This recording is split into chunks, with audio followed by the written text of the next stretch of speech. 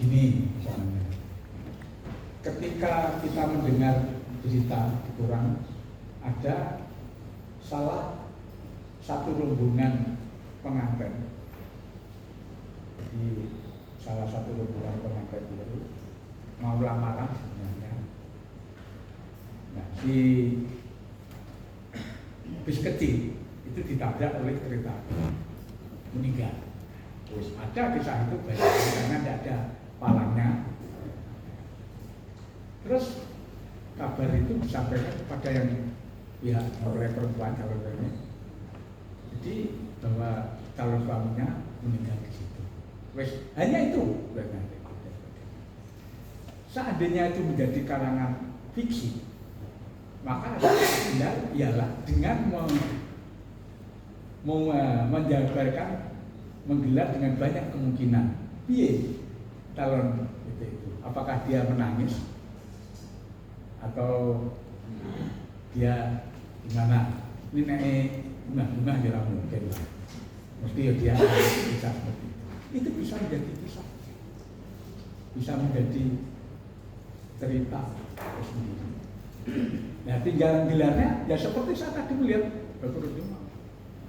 Itu loh, ditutup nih untuk cerita-cerita yang lain yang seperti apa, itulah ending cerita yang harus kita susun. Begitu caranya. Jadi satu peristiwa itu harus dikaitkan dengan peristiwa lain, kemudian dinalar, kemudian diset menjadi satu alur cerita sehingga cerita itu menjadi masuk akal. Itu caranya seperti itu. Jadi di gagasan itu banyak sekali. Ada lagi ya pengalaman pribadi jelas lah. Jadi pengalaman pribadi itu setiap orang pasti punya pengalaman pribadi. Nah, pengalaman pribadi itu bisa menyenangkan, bisa tidak, bisa sedih, bisa gembira. Tapi dua-duanya bisa kok dijadikan cerita. Nah, lalu pengalaman orang lain jelas.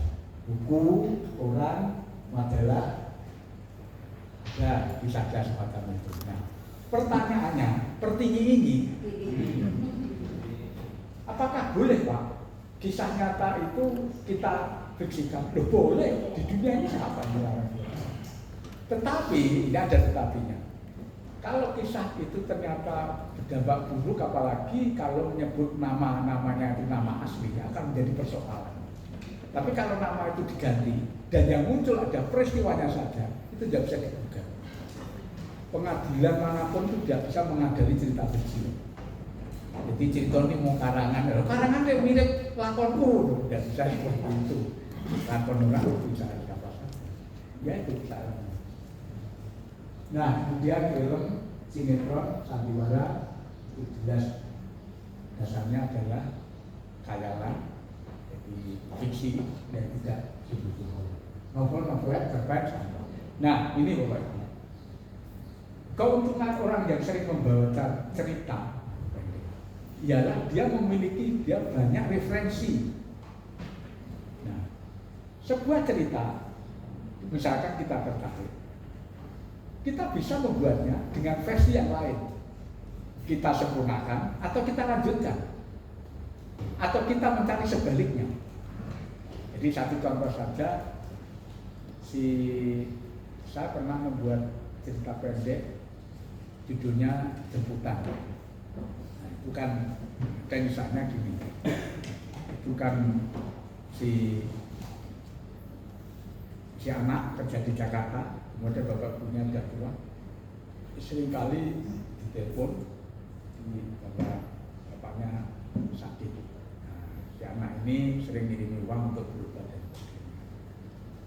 Nah, suatu saat mendapat dulu waktu belum ada WA tapi telegram untuk segera pulang. Terus ada kabar buka di sana.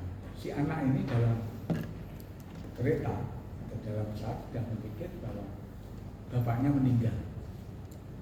Nah, di situ.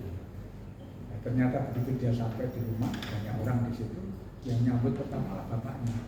Loh, lagi saya tinggal sopo. Ternyata malah ibunya yang tadinya sangat sehat. Bisa nggak sebenarnya? Sangat bisa. Jadi tetangga saya atau banyak lain itu, dia yang benarkan bahwa kadang seorang ibu yang dia harus merawat suaminya, bapaknya sakit diabetes misalnya, yang butuh waktu lama sekali. Akhirnya si wanita yang tadinya segar bugar, dia bisa meninggal karena kekesalan. Iya, itu jadi kasus semacam itu. Jadi bisa. Jadi jembatan itu adalah mengagetkan. Jadi ketika di ending cerita seperti itu. Nah kemudian ini yang terakhir ini pengangen-angennya diri. Ini pekerjaan orang ngalamun. Jadi ini orang ngalamun, yang ngene ngobrol-ngobrol aja. Biasanya orang sing pengenane ngobrol-ngobrol sing susah. Jadi pikirannya dewa-dewa kae, keinginannya terlalu banyak, ya, terus gak pelakon. Jadi cita-citanya ada 100, yang gagal 105. Termasuk yang belum digagas itu gagal. Jadi ada semacam. Jadi ini adalah daya sayanya yang memang harus dilakukan. Bapak Ibu, ini waktu yang perlu saya sampaikan di sini ialah nanti kita juga akan buka dialog yang rapat lain, tapi sangat kekurangan waktu itu. Jadi yang paling penting ialah apa yang perlu Anda tanyakan, apa kesulitannya. Saya akan menjawabnya. Kalau saya tidak bisa menjawab, mencari dukun yang lebih bagus untuk bisa menjawab. Ini waktu saya berapa jam, Pak? Ya nanti gini, saya minta waktu sebelum berakhir, 15 menit sebelum berakhir, tolong saya kode karena saya ada sesuatu yang perlu saya sampaikan. Ini sampai di situ dulu sebelum saya memperpanjang bisa. Saya buka tanya jawab, akan saya jawab satu persatu aja, tidak saya rangkum. Dan itu yang pertama, sebutkan nama sekolahnya dari Nama kula Daya Sulima saking Kito Salatiga Pak. SMP Negeri 9.